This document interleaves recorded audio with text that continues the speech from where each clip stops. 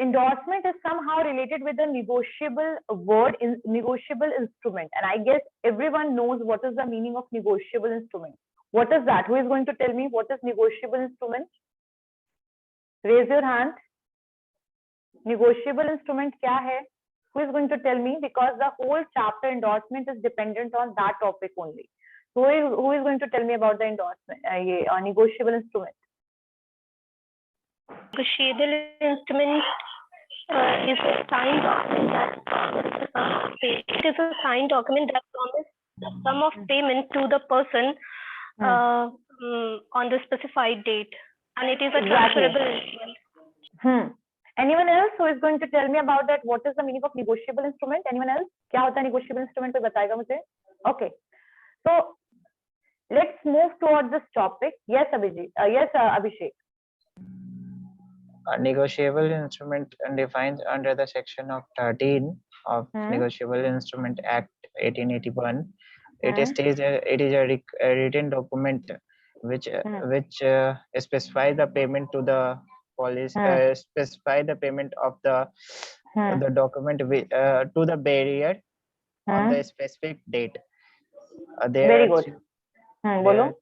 There are three modes. There are three types of negotiable instrument. First one is a bill of exchange.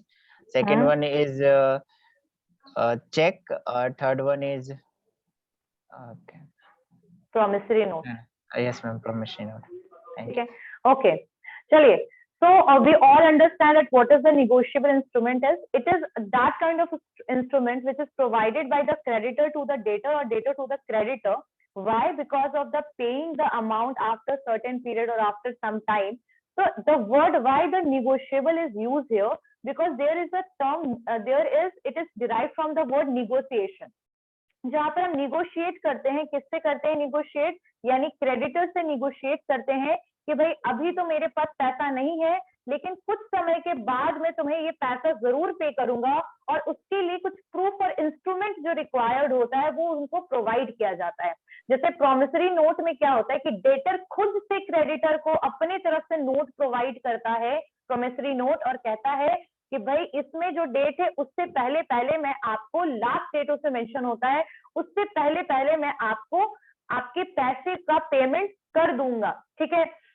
So here there is a negotiation. Negotiation it means the bargaining. Negotiation का मतलब यही होता है कि bargain करना किसी चीज को.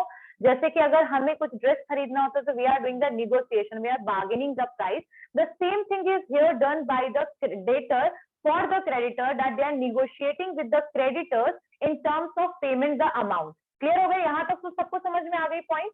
तो यहाँ पर जो चीज कैरेक्टरिस्टिक्स है आपके negotiable instrument का, that is negotiability. It can be negotiated from person to another, one person to another. मतलब एक person जो है वो दूसरे person से क्या कर रहा है? negotiate कर रहा है. अगर हम section 14 देखें, according to section 14 of आपका negotiable instrument act, तो when a promissory note, जब कोई promissory note, bill of exchange और check is transferred to any person so as to constitute that the person, the holder thereof, the instrument is said to be negotiated. यानी कि यहाँ जो section 14 है वो कह रहा है कि जब प्रोमिसरी नोट, आपका बिल ऑफ एक्सचेंज या चेक जो है वो किसी भी पर्सन के द्वारा ट्रांसफर किया जाता है, तो ऐसे सिचुएशन में जो पर्सन है वो होल्डर बन जाता है उसका, और वो इंस्ट्रूमेंट एक तरीके से निगोशिएट हो जाता है, क्योंकि वही इंस्ट्रूमेंट के बेसिस पे आपको क्या मिलेगा? पेमेंट मिलेगा. ठीक है. So जो negotiation का सेंस है, that is lies not in mere transfer of the instrument from one person to another, but also in the fact of the transferee gets the rights to holder of the instrument. यानी सिर्फ और सिर्फ transfer करना, it is not the work in the negotiable instrument. को सिर्फ transfer कर देना यही नहीं होता है. जब आप ट्रांसफर करते हो तो कहीं ना कहीं वो negotiable instrument का होल्डर भी कोई और हो जाता है. जैसे मान लीजिए कि बिल ऑफ एक्सचेंज जो है, that is given by the creditor to debtor. So in short, the debtor is the holder of that particular bill of exchange. In the same case, अगर हम promissory note को देखें तो यहाँ पर debtor खुद creditor को आपका promissory note provide कर रहा है. तो यहाँ पर वो सिर्फ ट्रांसफर नहीं कर रहा है, बल्कि वो आपको राइट भी दे रहा है कि आप इस बेसिस पे कल को अगर मैंने पैसा पेमेंट नहीं किया तो आप मुझे सू कर सकते हो, मेरे ऊपर केस भी कर सकते हो, ये कहते हैं ना। तो यहाँ पर दो पर्सन या दो पार्टीज का काम होता है, जहां पर एक पार्टी दूसरे पार्टी के साथ निगोशिएट करती है in terms of the payment. ठीक है, अब आगे बढ़ते हैं कि अगर कोई ट्रांसफरी जो ट्रांसफर कर रहा है इंस्ट्रूमेंट को, can not be called eight holder, मतलब यहाँ पर if the transferee of an instrument can not be called eight holder, defined है सेक्शन 8 में। अब यहाँ पर दो तरीके दिए हुए हैं, by delivery and by endorsement and delivery. ठीक है, यहाँ पर एक कंडीशन लगाया गया है कि अगर कोई ट्रांसफरी है आपके इंस्ट्रूमेंट का, that can not be called its holder, जरूरी नहीं कि उसका होल्डर हो। अब ऐसा कब होगा, when this will be happen, that is defined under the section 8 of the negotiable instrument act. तो इंस्ट्रूमेंट जो कहता है, क्या कहता है, the instrument is not said to have been negotiated. तब ऐसे सिचुएशन में आपका इंस्ट्रूमेंट निगोशिएट नहीं होगा, और इंस्ट्रूमेंट जो है वो may be negotiated in the following 2 ways. मतलब इन्होंने ऐसे घुमा फिरा के बोली चीजों को। पहला क्या हो सकता है, ट्रांसफरी जो है वो उसका होल्डर ना हो, तो ये that is defined in section 8। Instrument जो है इट इज नॉट बिन, कब निगोशिएटेड नहीं होगा। लेकिन यहाँ पर फिर दिया गया है आंसर जो है वो कब निगोशिएशन होगा उसके बारे में दिया गया है। तो निगोशिएशन के बारे में समझना, कब निगोशिएशन है नहीं होगा उसके बारे में नहीं गिवन है। तो first point is by delivery. So a promissory note, bill of exchange और check payable to bearer is negotiable by delivery thereof। अच्छा, डिलीवर करने का मतलब क्या होता है?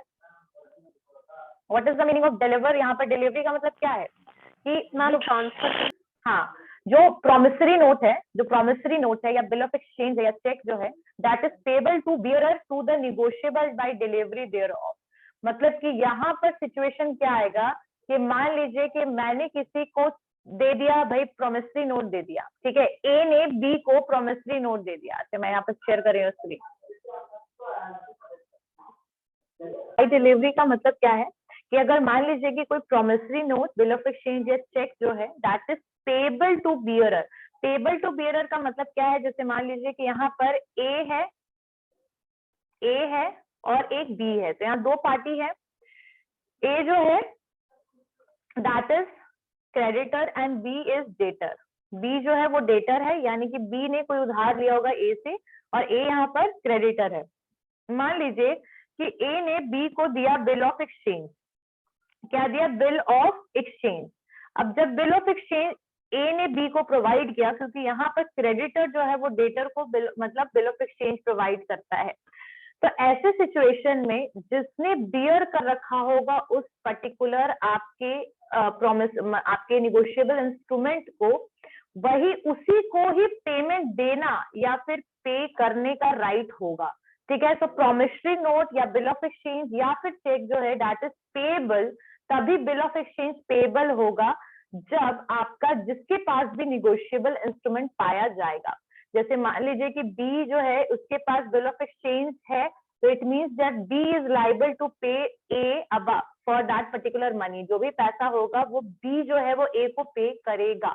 ठीक है, तो thus in the case of the bearer instrument, mere delivery thereof constitute its negotiation। मतलब कि सिर्फ डिलीवरी की वजह से यहाँ पर चीजें निगोशिएट हो गई, यानी कि ए जो है उसको पेमेंट कौन करेगा? बी पेमेंट करेगा, क्योंकि जो निगोशिएबल इंस्ट्रूमेंट है that is delivered by A to B. Clear हो गई बात? यहाँ तक समझ में आया? तो यहाँ पर कुछ एग्जाम्पल गिवन है, ध्यान दीजिएगा कि ए जो है दे आर द होल्डर। मतलब यहाँ पर इस दूसरे एग्जाम्पल ले लीजिए, I am just clearing the screen, just wait करो। ए जो है ए है और यहाँ पर एक बी है। ठीक है, यहाँ पर भी दो पार्टी है। अब देखिए ए जो है he is the holder of the negotiable instrument payable to the bearer.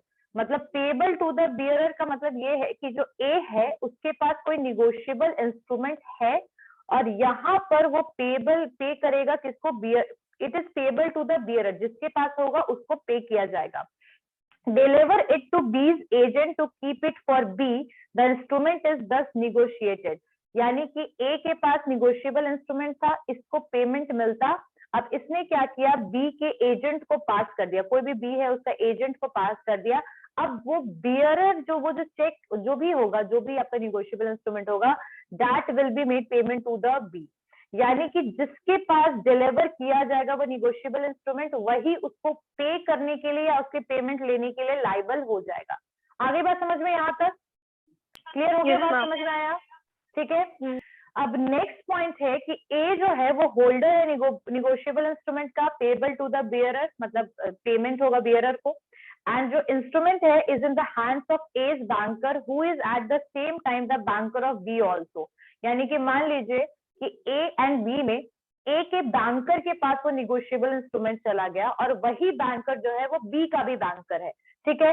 तो A directs the banker to transfer the instrument to B's credit in the banker's account of B. तो यहाँ पर ए क्या कहेगा भाई अपने बैंक को कि चूंकि बी का भी अकाउंट उसी बैंक में है तो बी के अकाउंट में जो है वो पैसा को पेमेंट कर दो, ठीक है। तो बैंकर डज सो, और उसी हिसाब से बैंकर जो है वो एक्ट करेगा। तो यहाँ पर जो है इंस्ट्रूमेंट जो है that is negotiated and B become a holder. तो जैसे डिलीवर किया जाएगा आपका निगोशिएबल इंस्ट्रूमेंट उसी हिसाब से पेबल होगा बियरर को, जिसके पास होगा उस हिसाब से पेमेंट होगा। जैसे ए के पास है तो ए को बी को देना है तो बी को पेमेंट होगा। प्रोमिसरी नोट में अगर ए जो है वो क्रेडिटर है और बी को पेमेंट करना है तो बी उसको पेमेंट करेगा। तो this will be the situation. Clear हो गई बात? समझ में आया? By delivery, clear? Yes, ma'am. ठीक है। बाय इंडोर्समेंट एंड डिलीवरी, अगर प्रोमिसरी नोट जो है या बिल ऑफ एक्सचेंज जो है या चेक जो है that is payable to order is negotiable by holder by endorsement and delivery thereof. यहाँ पर आपका जो निगोशिएशन हो रहा है आपके इंस्ट्रूमेंट का that is required first an endorsement and thereon by its holder and thereafter deliver to the transferee. तो यहाँ पर इंडोर्समेंट पहले रिक्वायरमेंट आपको इंडोर्स करने का पड़ेगा, उसके बाद आप उसको डिलीवर करोगे। यानी आपको किस पार्टी को पहले देना है you have to decide and then after you are going to deliver it. So promissory note हो या बिल ऑफ एक्सचेंज हो या चेक हो, इट इज पहले निगोशिएबल के लिए यहाँ पर होल्डर को इंडोर्स करना पड़ेगा। मतलब निगोशिएबल है, मतलब निगोशिएबल इंस्ट्रूमेंट किसी के पास भी है बाय द इंडोर्समेंट एंड पहले इंडोर्स करिए फिर डिलीवर कीजिए। पहले वाले में क्या था कि आप निगोशिएबल इंस्ट्रूमेंट आप उसको डिलीवर कीजिए, वो बियरर हो जाएगा उस पर्टिकुलर निगोशिएबल इंस्ट्रूमेंट का, पेमेंट उस हिसाब से होगा।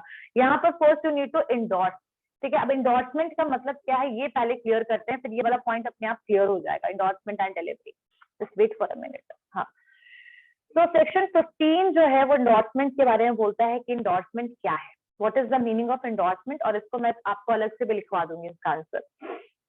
So when the maker or holder of the negotiable instrument sign the same otherwise than as such maker for the purpose of negotiation on the back or face thereof on the slip or paper annexed thereto or to sign for the same purpose a stamp paper intended to be completed as negotiable instrument, he is said to have endorsed and the same and he is called endorser. Endorsement का यहाँ पर मतलब क्या है कि जब आप किसी थर्ड पार्टी को कुछ भी चीजें ट्रांसफर करते हो पेमेंट के लिए या फिर वो आप निगोशिएबल इंस्ट्रूमेंट को ट्रांसफर करते हो तो उसको कहते हैं एंडोर्सर, ठीक है। एंडोर्समेंट उसी प्रोसेस को कहते हैं। तो इसका जो डेफिनेशन है वो क्या कहता है कि अगर कोई मेकर है यानी कि अगर किसी ने निगोशिएबल इंस्ट्रूमेंट को बनाया है या तो वो होल्डर है और उसने उस पर साइन किया है, उस पर साइन कर रखा है उस निगोशिएबल इंस्ट्रूमेंट पे, otherwise than a such maker for the purpose of negotiation on the back or face thereof or on the slip of the paper annexed। मतलब कि अगर उसी पेपर पे अगर आपने बैक साइड या उसके फेस पर यानी कि जो फ्रंट है आपके निगोशिएबल इंस्ट्रूमेंट का अगर उस पे आपने साइन किया है, ठीक है, मतलब किसी ने मेकर के अलावा अगर किसी ने उस पर साइन किया है तो ऐसे सिचुएशन में जो एंडोर्स जो पर्सन दूसरे पर्सन का जो साइन होगा that person is known as endorser. यहाँ पर वही वो कह रहे हैं, लेकिन इस बार मैं तुम लोगों को थोड़ा बुक से बाहर से बताना चाहूंगी। यहाँ पर जो भी आपका एंडोर्सर होगा उनका यहाँ पर एंडोर्समेंट जो होगा that consist the signature of maker. जो भी एंडोर्समेंट किया जाएगा ट्रांसफर किया जाएगा ऐसे सिचुएशन में आपके एंडोर्सर का उस पर साइन होना चाहिए, यानी जिसने उसको बनाया है।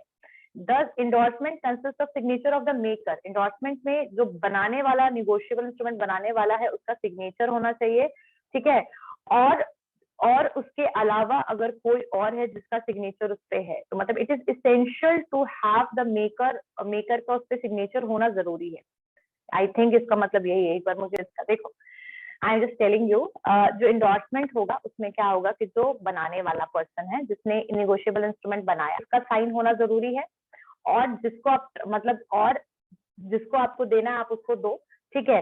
लेकिन जो सिग्नेचर होना चाहिए वो इस बेसिस पे होना चाहिए कि उसको निगोशिएट किया जा सके, ठीक है।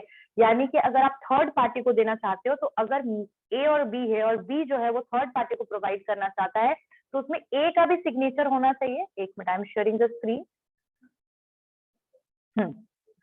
जैसे यहाँ बोला जा रहा है कि ए मान लो कि मेकर है, बनाने वाला है निगोशिएबल इंस्ट्रूमेंट, ठीक है। अब ए का उस पर सिग्नेचर होगा, और ये बी जो है जिसको इसे देना है निगोशिएबल इंस्ट्रूमेंट, लेकिन बी जो है वो सी को देना चाहता है, तो बी का भी उसमें सिग्नेचर होगा। तो इन शॉर्ट वी अंडरस्टैंड जो सिग्नेचर होगा that will be the purpose of endorsing. Endorsement के पर्पस के लिए होना चाहिए, लेकिन अगर उसमें सिग्नेचर नहीं होगा then that will not endorse to the any other party. आई बात समझ में? सबको क्लियर हो गया ये वाला पॉइंट? Yes ma'am.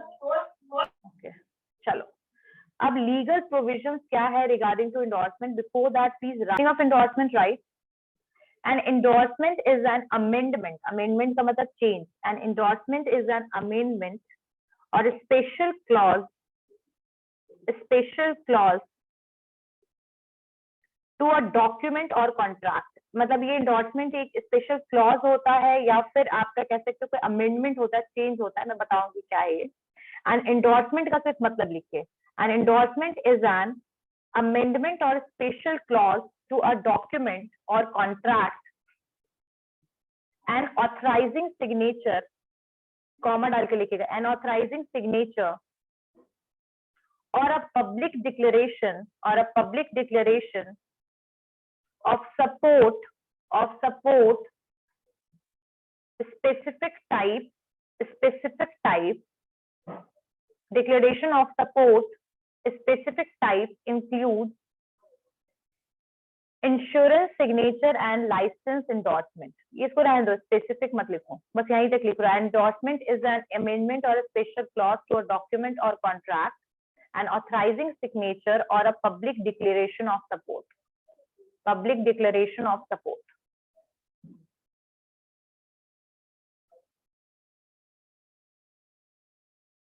ठीक है। तो यहाँ पर जो इंडोर्समेंट हो रहा है वो एक पहले इंडोर्समेंट होगा, यानी पहले कंफर्मेशन किया जाएगा, साइन किया जाएगा, ऑथराइजेशन दिया जाएगा कि इस पर्टिकुलर इंस्ट्रूमेंट को हमें दूसरे को डिलीवर करना है। और जो इंडोर्समेंट होगा आपके निगोशिएबल इंस्ट्रूमेंट का, that will be followed by delivery transfer to the endorsee, यानी कि फिर उसको ट्रांसफर कर दिया जाएगा इंडोर्सी को, और ये एक ऐसा प्रॉपर्टी बन जाएगा जिसको फर्दर इंडोर्स किया जा सकता है, यानी कि इसको किसी और भी पार्टी को प्रोवाइड किया जा सकता है। तो जो इंडोर्सी होगा दैट एक्वायर्स द प्रॉपर्टी और interest in instrument as a holder. तो जो भी इंडोर्सी होगा वो एक तरीके से उसका इंटरेस्ट होगा उस इंस्ट्रूमेंट पे। मैं चाहूंगी कि जो पर्सन है जो साइन करता है इंस्ट्रूमेंट पे, आपके निगोशिएबल इंस्ट्रूमेंट पे, किस पर्पस से, निगोशिएशन के पर्पस से, किसी पार्टी के साथ निगोशिएट करने के पर्पस से, that person is known as the endorser. They are the maker of the negotiable instrument. जो निगोशिएबल इंस्ट्रूमेंट बनाता है वही उस पर साइन करता है for the negotiation purpose, that person is known as the endorser. और जो पर्सन के फेवर में इंस्ट्रूमेंट को बनाया जाता है, जैसे पर्सन का जो नाम है, मान लीजिए कि ए जो है उसने अपने निगोशिएबल इंस्ट्रूमेंट पे, उसने अपने निगोशिएबल इंस्ट्रूमेंट पे साइन किया, ठीक है, निगोशिएबल इंस्ट्रूमेंट पे साइन किया, एक मिनट, हाँ, निगोशिएबल इंस्ट्रूमेंट पे साइन जिस भी पर्सन ने किया, मान लीजिए ए जो है he is the maker of the negotiable instrument और ही साइंड ऑन दैट, तो दैट पर्सन इज नोन। और साइन करने का रीजन क्या होगा, निगोशिएट करना यानी कि किसी को ट्रांसफर करेंगे, तो सेकेंड पार्टी से निगोशिएट करेंगे, तो इस पर्सन को कहेंगे एंडोर्सर, जिसने उस पर्टिकुलर आपके किसको बनाया, आपके निगोशिएबल इंस्ट्रूमेंट को मेक किया, बनाया। और जो दूसरा पार्टी है जिसके लिए उसको बनाया गया, जिसके लिए उसको साइन किया गया और जिसके फेवर में वो इंस्ट्रूमेंट ट्रांसफर होगा, यानी ए जो है वो बी को ट्रांसफर कर रहा है, तो जिसके फेवर में वो इंस्ट्रूमेंट ट्रांसफर होगा that is known as endorsee, यानी जिसके लिए बनाया गया आपका वो पर्टिकुलर निगोशिएबल इंस्ट्रूमेंट। तो ए ने बनाया, उस पर साइन किया और वो ट्रांसफर निगोशिएट किया जाएगा, किसको दिया जाएगा, वो बी को दिया जाएगा। तो दैट पर्सन इज इंडोर्सी, जिसके फेवर में उस निगोशिएबल इंस्ट्रूमेंट को ट्रांसफर करना है। तो the favour in which the instrument will be transferred that is endorsee, और जो भी पर्सन उस पे साइन करेगा निगोशिएशन के पर्पस के लिए, ट्रांसफर के पर्पस के लिए, that person is known as endorser. अब जो इंडोर्सर है वो साइन भी कर सकता है। The endorser may sign either on the face, या तो ए जो है वो मान लीजिए ये निगोशिएबल इंस्ट्रूमेंट है, या तो इसके फेस पर यानी फ्रंट साइड पे साइन करेगा, या तो इसके बैक साइड पे साइन करेगा, according to the common uses. मतलब जिस हिसाब से साइन करता होगा उस हिसाब से वो उस पे साइन करेगा। ठीक है। If the space on the back is insufficient for this purpose, अगर उनको लगेगा कि जो आपका बैक साइड है निगोशिएबल इंस्ट्रूमेंट का, वहां पर स्पेस इनसफिशिएंट है, तो ऐसे सिचुएशन में एक पीस ऑफ पेपर जो है वो इसके साथ लगा दिया जाएगा, यानी निगोशिएबल इंस्ट्रूमेंट के साथ एक पीस ऑफ पेपर को लगा दिया जाएगा, और उसको अलॉन्च कहते हैं, और जिसको अटैच कर दिया जाएगा for purpose of recording of endorsement. यानी कि इंडोर्समेंट करने के लिए जो साइन वगैरह जो भी चीजें हैं वो उस पर्टिकुलर डेटा, उस पर्टिकुलर पेपर पे अलॉन्च जो होगा वो इसके साथ लगा दिया जाएगा, अगर इसका बैक जो है वो सफिशिएंट नहीं है इंडोर्समेंट के साइन के लिए। अब लीगल प्रोविजन क्या है रिगार्डिंग टू द इंडोर्समेंट? ठीक है। ट्रांसफर करने का मतलब होता है कि वो पर्टिकुलर किसी को भी आप ट्रांसफर कर रहे हो विदाउट साइन, और कोई भी अगर आप उससे साइन कर रहे हो, उसको ऑथराइज कर रहे हो कि ये जो पर्टिकुलर डॉक्यूमेंट है, जैसे मान लीजिए कि ए के पास एक कोई भी डॉक्यूमेंट है, अगर उसको साइन किया जा रहा है कि आप उससे फर्दर इंडोर्समेंट उसको कर सकते हो। फर्दर इंडोर्समेंट का मतलब होता है जैसे ए ने बी को दिया, बी ने अब सी को दिया, तो जब आप उसको इंडोर्स कर सकते हो थर्ड पार्टी को, फोर्थ पार्टी को, फिफ्थ पार्टी को, तो उसके लिए एक क्लॉज लगाया जाता है, उससे साइन किया जाता है मेकर के द्वारा कि yes this particular instrument is liable to transfer to the other parties as well rather than the endorsee। यानी जिसके लिए हमने बनाया, बी के लिए बनाया, तो अब बी जो है यहाँ पर देखो, जैसे आपका, हाँ, अब यहाँ पर ट्रांसफर का मतलब क्या हुआ कि जैसे ए ने बनाया अपना जो निगोशिएबल इंस्ट्रूमेंट है वो बी को ट्रांसफर कर दिया। ठीक है। तो ये जो है जिसके पास भी वो पाया जाएगा, जिसके पास भी वो पाया जाएगा उसको ये पेमेंट किया जाएगा, उस हिसाब से होता है। अब यहाँ एंडोर्समेंट का मतलब क्या है? What is the meaning of endorsement here? That यहाँ पर जो आपका एंडोर्सी है, ठीक है, आपका जो एंडोर्सी होगा जिसके नाम पे ये बनाया गया होगा इंस्ट्रूमेंट, वो एंडोर्सर पहले उस पे साइन करेगा और उसको बताएगा कि भाई अब इस पे साइन हो गया, अब तुम थर्ड पार्टी को पेमेंट, थर्ड पार्टी को भी तुम ये ट्रांसफर कर सकते हो। मान लो इसने सी को ट्रांसफर कर दिया, लेकिन इसके लिए बी भी उस पे फिर साइन करेगा। अब सी ने डी को ट्रांसफर कर दिया, तो सी भी उस पे साइन करेगा। तो ये सिस्टम चलता रहेगा। आई बात समझ में सबको? क्लियर हो गया? Yes ma'am. पॉइंट समझ में आया?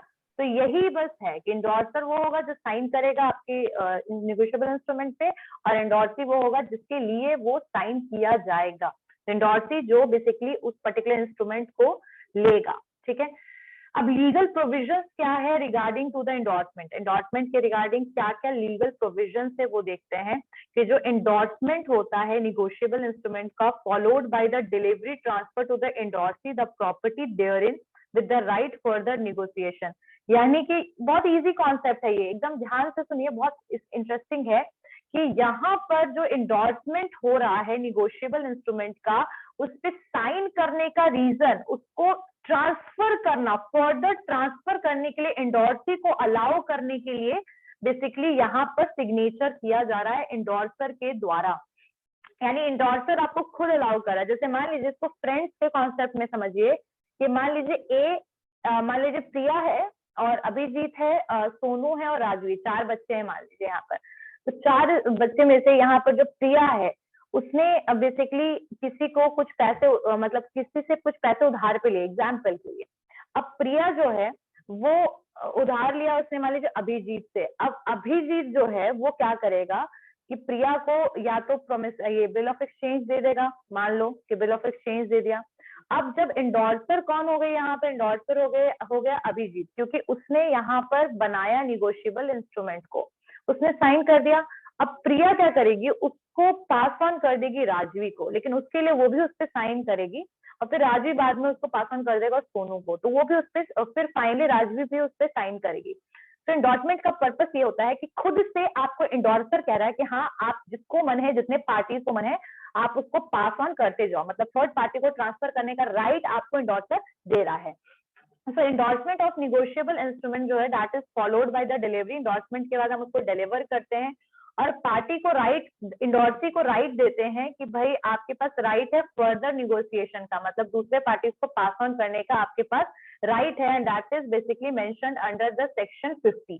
तो जो भी एंडोर्सी होगा, एंडोर्सी यानी जिसके नाम पे वो बेसिकली निगोशिएबल इंस्ट्रूमेंट बनाया गया है, कोई भी एंडोर्सी होगा दैट एक्वायर द प्रॉपर्टी और interest in the instrument as it holder, he can also negotiate it further. अगर वो चाहे तो वो उसको किसी और को भी इंडोर्स कर सकता है।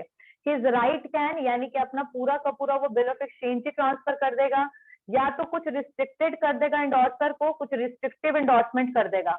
मतलब कि मान लीजिए कि ए ने बी को ट्रांसफर किया एंडोर्समेंट के लिए, अगर मान लो, यहाँ कंफ्यूज मत होना, थोड़ा सा बस समझना क्लियरली इसको, कि ए ने जो है वो एंडोर्समेंट के लिए बी को पास किया। अब ए ने भाई बी को तो दे दिया, अब बी क्या कर रहा है, उसने रिस्ट्रिक्टिव एंडोर्समेंट लगा दिया कि भाई बी ने सी को जब दिया तो सी को कहा कि भाई अब तुम अपने से आगे इसको पास ऑन नहीं कर सकते। तो या तो ये पूरा का पूरा अपना राइट ट्रांसफर कर देगा सी को, अब सी उसको ट्रांसफर करे डी को, डी उसको ट्रांसफर करे ई को, वो मैटर नहीं करेगा। लेकिन अगर यहाँ पर बी ने रिस्ट्रिक्टिव एंडोर्समेंट कर दिया तो हो सकता है बोल दे कि सी के बाद अब ये नेक्स्ट पार्टी को नहीं जाना चाहिए, और ये काम सी भी कर सकता है। तो this can be possible in the negotiation, ठीक है। तो his right can be transferred और कुछ restricted by the endorser in case of, अच्छा यहाँ पर एंडोर्सर की बात हो रही है, तो मतलब यहाँ पर ए भी कर सकता है ये चीज। देखो कैसे कर सकता है ए, इंडोर्सी मैंने देखा, मुझे लगा इंडोर्सर के जो इंडोर्सी है, तो मैंने इसके लिए आपको ऐसे बताया। लेकिन अब देखो कि ए ने जो ट्रांसफर किया बी को, अब यहाँ पर इसने रिस्ट्रिक्टिव एंडोर्सर लगा, ये निगोशिएशन लगा दिया कि अब बी जो है वो सिर्फ और सिर्फ एक ही पार्टी को पास ऑन कर सकता है सी को, एक पार्टी से ज्यादा निगोशिएशन अलाउड नहीं है। तो this can be applied by the endorser. Why? Because endorser is the maker और द सिग्नेचर उसमें आपके निगोशिएबल इंस्ट्रूमेंट का इसी के पास होगा। आई बात समझ में क्लियर हो गया? Yes ma'am. अच्छा, क्या समझ आया? कौन बताएगा मुझे what I said about this point, effects of endorsement में। अच्छा, एंडोर्सी कौन है, एंडोर्सर कौन है, और ये इस दोनों का पहले मतलब बताओ, कौन बताएगा मुझे? यस प्रिया। मैम, जो साइन करके हम फर्स्ट ट्रांसफर करते हैं वो एंडोर्सर होते हैं, और जिसके लिए साइन किया जाता है, जिसके लिए वो एंडोर्समेंट किया जाता है, वो एंडोर्सी होते हैं। हाँ, एंडोर्सी वो होंगे जिसके लिए बेसिकली वो जिसको वो ट्रांसफर किया जाएगा, वो बेसिकली आपका निगोशिएबल इंस्ट्रूमेंट, ठीक है। और ये सिग्नेचर इसलिए होता है ताकि आप फर्दर एंडोर्समेंट भी कर सके। लेकिन कई बार रिस्ट्रिक्टिव एंडोर्समेंट भी लगा दिया जाता है आपके एंडोर्सर की तरफ से, ताकि जैसे मान लीजिए ए ने बी को ट्रांसफर किया, ए एंडोर्सर है, बी एंडोर्सी है, अब वो कहेगा भाई आप एक पार्टी को और ट्रांसफर कर सकते हो, तो बी जो है वो बस एक और पार्टी सी को ट्रांसफर करेगा बस। तो that there can be the possibility of the restrictive endorsement as well. अब सेक्शन 50 जो है that what they are permitting, अब वो क्या परमिट करता है, इंस्ट्रूमेंट जो है वो मे बी एंडोर्स किया जा सकता है to the constitute the endorsee as an agent of the endorser, और ये एंडोर्स जो होगा इंस्ट्रूमेंट का फर्दर एंडोर्समेंट हो सकता है, और receive its amount for the endorser or for some the other specified person.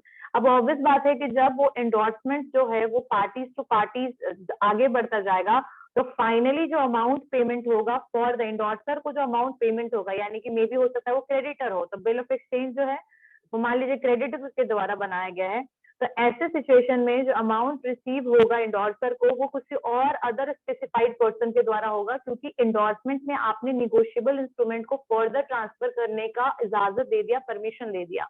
So it might be possible that the payment which endorser will be received from the other specified person, but not from the endorsee at the first time. यानी first time पे जो endorsee के लिए वो बनाया गया था negotiable instrument, जरूरी नहीं कि उसी से पेमेंट रिसीव हो, but it can B receive from the other specified person. Example में आप देख सकते हैं कि जब इंडोर्समेंट इस तरीके से होगा तो क्या है, the example of such endorsement जो है, फर्स्ट वन इज पे सी for my use, pay C और order for the account of B. तो यहाँ पर सी जो है that is the third party, या तो थर्ड पार्टी जो है वो पैसा पेमेंट करेगा इंडोर्सर को, या फिर पे सी और order for the amount of B. या फिर अगर मान लीजिए प्रोमिसरी नोट में कंडीशन क्या होता है, प्रोमिसरी नोट में कंडीशन ये होता है कि डेटर खुद क्रेडिटर को बना करके देता है आपका क्या निगोशिएबल इंस्ट्रूमेंट प्रोमिसरी नोट। तो ऐसे सिचुएशन में मेकर कौन होगा, डेटर होगा, और डेटर जो है वो इसमें दोनों हो सकता है, पेमेंट करना भी और पेमेंट रिसीव करना भी। अब अगर हम बिल ऑफ एक्सचेंज और प्रोमिसरी नोट का एग्जांपल में पहले लेती हूँ। बिल ऑफ प्रोमिसरी नोट में अगर डेटर ने क्रेडिटर को दिया आपका प्रोमिसरी नोट, और यहाँ डेटर ने अपना इंडोर्समेंट कर दिया, साइन कर दिया, तो चाहे अगर आपका बी, तो वो उसको अपनी वाइफ को यानी किसको ट्रांसफर कर सकता है वो पर्टिकुलर प्रोमिसरी नोट। अब यहाँ पर जो इंडोर्सर है वो पेमेंट अगर करेगा तो वो किसको पेमेंट करेगा, वो सी को पेमेंट कर देगा, क्योंकि उसने उसको ऑथराइज कर दिया था कि the payment will be given to the other parties as well, but it is according to the endorsee. But in the situation of the bill of exchange, if creditor will provide the BOE to the other party endorsee, मान लीजिए A जो है वो आपका creditor है और वो bill of exchange जो है वो प्रोवाइड कर रहा है आपके डेटर को, तो डेटर जो है वो क्या करेगा, डेटर जो है यहाँ इंडोर्सी है, तो डेटर क्या करेगा, उसको इंडोर्स कर देगा किसी और को, मान लीजिए सी को इंडोर्स कर दिया।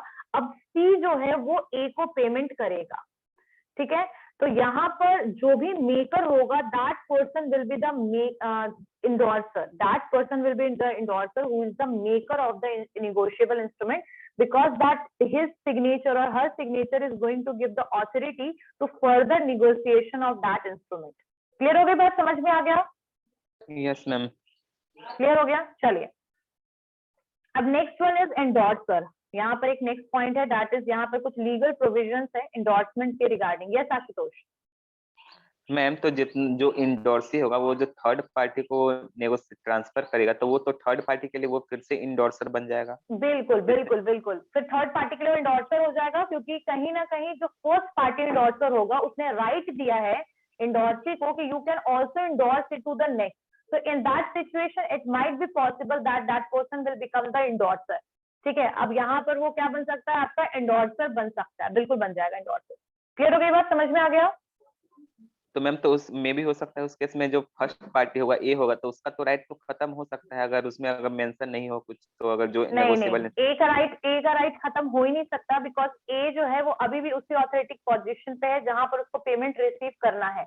हाँ, it might be possible that अगर ए बी सी, अब ए ने बी को इंडोर्स, मतलब इंडोर्सर ए है, बी इंडोर्सी है, अब बी ने जब सी को इंडोर्स किया तो मतलब सी इंडोर्सी हो गया, बी इंडोर्सर हो गया, तो सी से मे बी बी जो है वो रिसीव कर लेगा पैसा, ठीक है, सी से मे बी बी रिसीव करेगा, लेकिन बी को फाइनली पेमेंट अपने इंडोर्सर को करना ही करना पड़ेगा।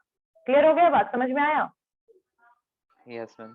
तो फर्स्ट पार्टी जो होगा that will always in the effective position. चलिए नेक्स्ट है, और ए ही ने तो अलाउ किया है बी को कि तुम किसी और थर्ड पार्टी को दे सकते हो, एंडोर्स कर सकते हो, अदरवाइज अगर वो राइट नहीं देगा तो सेकंड जो बी है वो किसी भी सिचुएशन में उसको थर्ड पार्टी को ट्रांसफर नहीं कर सकता है। हाँ, लेकिन बियरर वाले सिचुएशन में जहां पर अगर मान लीजिए बी ने सी को दे दिया तो सी किसी भी हाल में लाइबल हो जाएगा ए के लिए कि वो पेमेंट करेगा ही करेगा। एंडोर्समेंट का मतलब एक सिग्नेचर के थ्रू ऑथोरिटी प्रोवाइड करना, ठीक है। अब एंडोर्सर जो है every sole maker, drawer, payee or endorsee or all of the several joint makers, drawers, payee, endorsees, negotiable instrument may endorse and negotiate the same. यानी एंडोर्सी भी उसको आगे एंडोर्स कर सकता है, ट्रांसफर कर सकता है। They all are basically, endorser की बात हो रही है, payment, the drawer, maker, payee, endorsee, all are the joint makers. This is subject to the condition that the right to negotiate that has been restricted or excluded. मतलब अगर कोई restriction जो है वो लगाया गया है, सेक्शन 51 क्या बोल रहा है, this is subject to the condition, condition बता रहा है that the right to negotiate has not been restricted और एक्सक्लूडेड। यानी सेक्शन 51 कह रहा है कि आपके पास किसी भी तरीके से राइट नहीं है रिस्ट्रिक्ट करने का या एक्सक्लूड करने का आपके किसको, एंडोर्समेंट को, ये आपके इसको क्या बोलते हैं इसको, हाँ एंडोर्समेंट को। तो हर एक जो सोल मेकर होगा, ड्रॉअर होगा, पेई होगा, एंडोर्सी होगा, सारे ज्वाइंट मेकर्स जो भी हैं निगोशिएबल इंस्ट्रूमेंट के, यहाँ सेक्शन 51 कह रहा है कि आप नेगोशिएशन रिस्ट्रिक्ट या एक्सक्लूड नहीं कर सकते. Thus, in the case of the instrument is held jointly by the number of person, endorsement by all of them is essential. One cannot represent the other.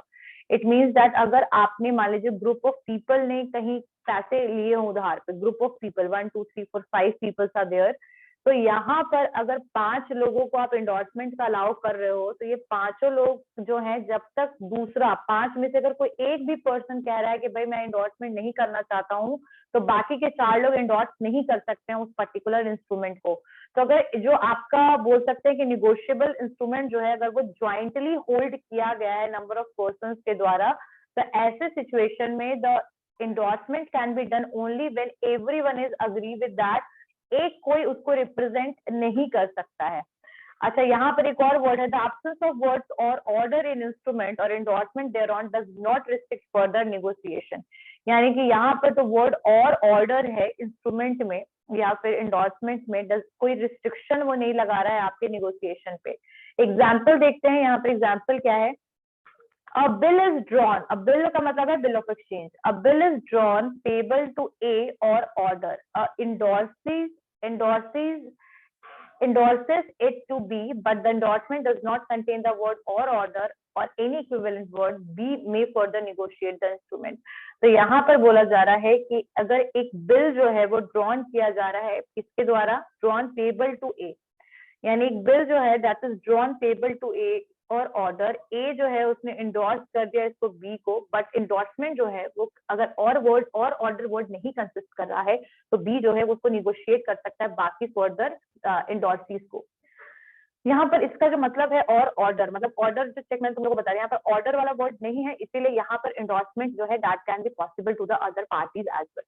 अब टाइम की अगर हम बात करें तो निगोशिएबल इंस्ट्रूमेंट जो है that may be negotiated until its payment has been made by the banker. अच्छा, यहाँ पर ये बहुत इंटरेस्टिंग है पॉइंट कि अगर इंडोर्समेंट मान लीजिए अगर कोई बिल ऑफ एक्सचेंज बना है 2 साल के लिए, मान लीजिए 2021 से लेके 2023 तक के लिए बनाया गया है.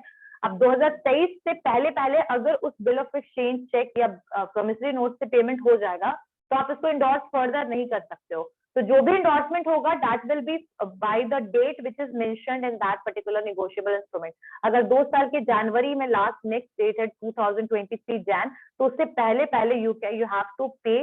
अदरवाइज मैच्योरिटी डेट के बाद आप इंडोर्समेंट नहीं कर सकते. जैसे मान लो कि ए को पेमेंट करना था बी को, मतलब बी पेमेंट करता है ए को, ठीक है, तो बी ने पेमेंट नहीं किया ए को और बी चाह रहा है कि अब उसको इंडोर्स कर देगा सी को, तो it is not possible after the date of maturity. जब एक बार मैच्योरिटी डेट आ गया तो उसके बाद you can not able to endorse that document. समझ में आ गई बात? ये पॉइंट क्लियर हो गया? ये पॉइंट क्लियर हुआ सबको? यस. हाँ. A negotiable instrument may not be negotiated until its payment has been made by the banker, drawee or acceptor at after maturity but not thereafter. मतलब मैच्योरिटी में अगर आप इंडोर्स करते हो तो ठीक है, लेकिन मैच्योरिटी के बाद आप इंडोर्स नहीं कर सकते हो. Endorsement for part of amount, यानी कि हो सकता है कि पूरे पेमेंट करने के लिए आप इंडोर्स नहीं कर रहे हो, आप थोड़े कम पैसे के लिए इंडोर्स कर रहे हो. जैसे मान लीजिए कि ए को बी को पैसा देना था 50,000 रुपए.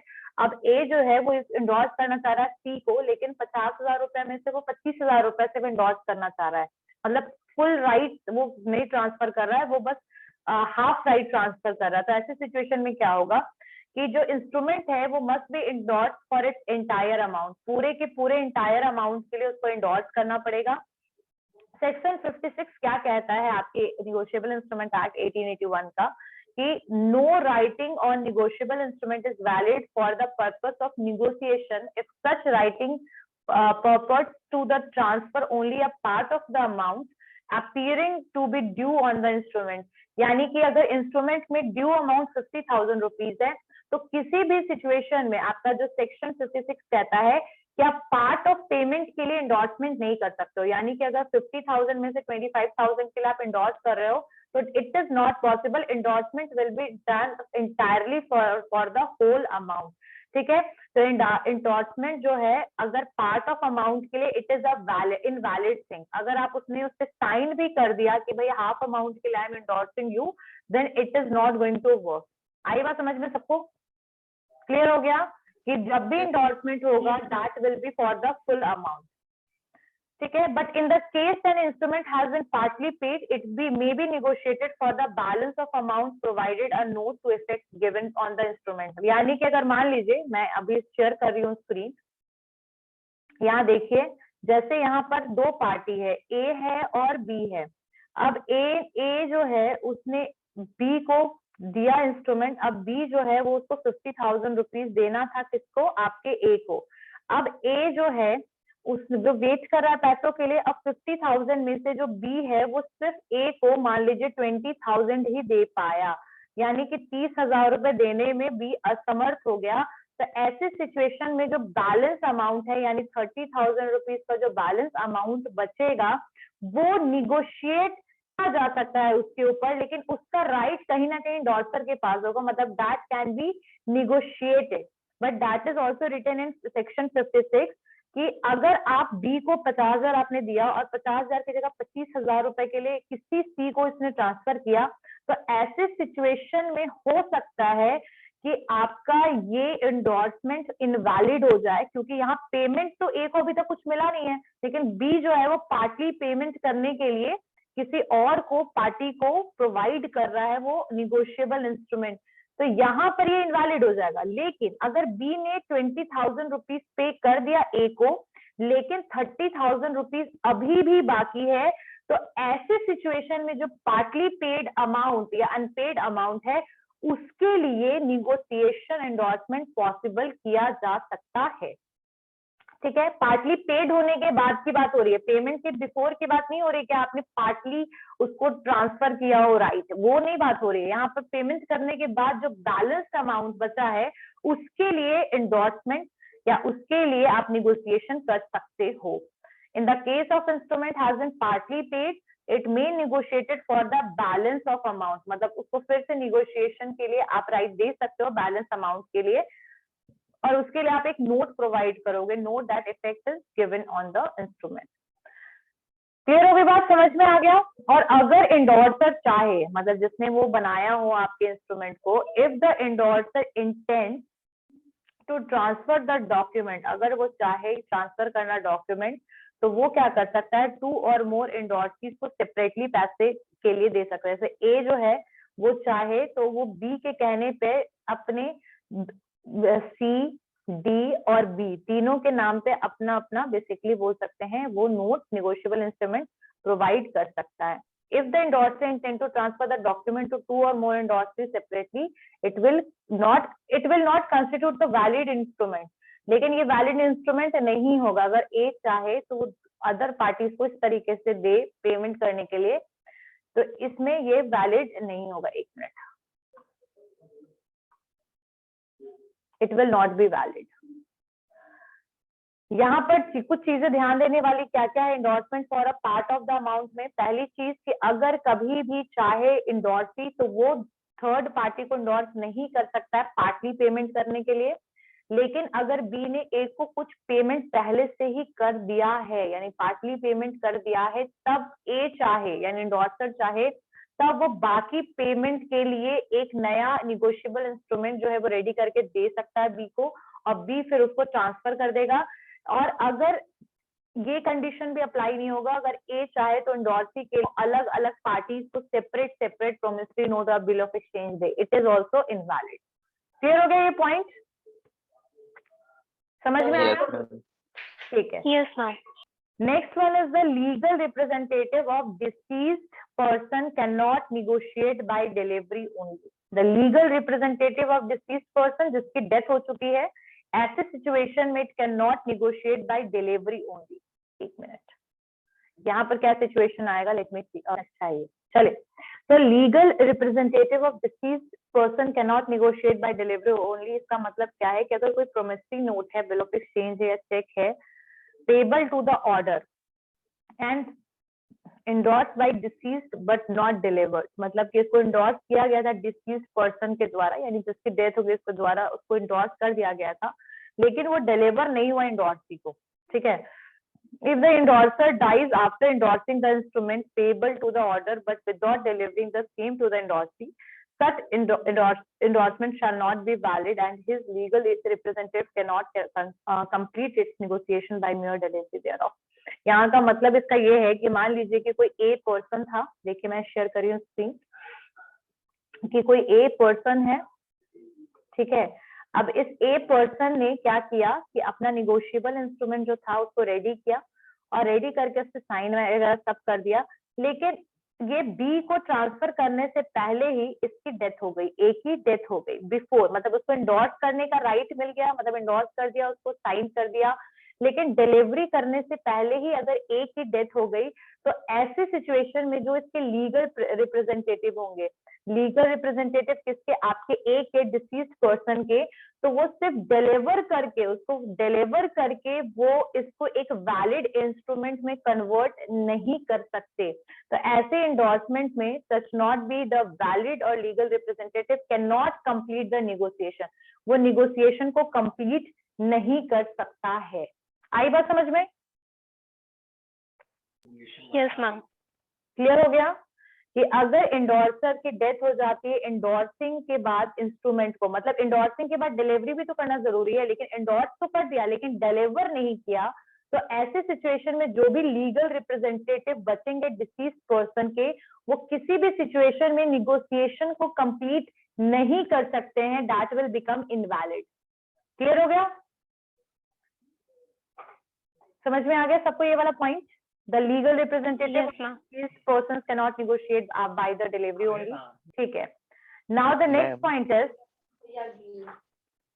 next one is, unless contrary is proved, it is presumed under the section 118, the endorsement जो होगा appearing upon the negotiable instrument were made in the order in which they appear thereon.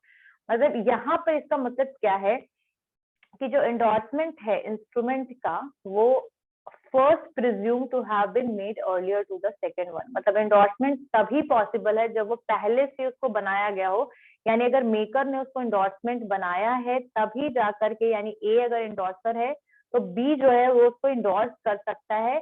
अगर ए ने endorsement नहीं किया है तो B is not able to endorse it. तो first time endorsement पहले होना चाहिए, then it is going to transfer to the other party. Clear हो गई बात? समझ में आया? तभी आप इंडोर्स कर सकते हो। यानी ए ने अगर बी को इंडोर्स नहीं किया, बी ए को सिर्फ ए ने बी को डिलीवर किया, तो बी जो है उसको इंडोर्स करके नहीं दे सकता है दूसरे पार्टी को। आई बात समझ में? This can not be endorse for the further transfer or transaction. But in the situation अगर फर्स्ट टाइम में इंडोर्समेंट हुआ है तो the second time it can be endorse. Clear हो गया पॉइंट? यहाँ तक समझ में आया सबको? Yes ma'am. अच्छा, ये जो टॉप होने के बाद डिलीवर नहीं हुआ तो डिसीज पार्टी के द्वारा जो इंडोर्स, सिर्फ इंडोर्समेंट के थ्रू वो आप वैलिड, मतलब वो इंस्ट्रूमेंट वैलिड नहीं बचेगा कि आप उसको ट्रांसफर करो। राइट नहीं है कि दे बस डिलीवर करने से देशेबल instrument, it is not possible for the second party to endorse it for the further transfer. याद रखिएगा, ठीक है? Okay, see you.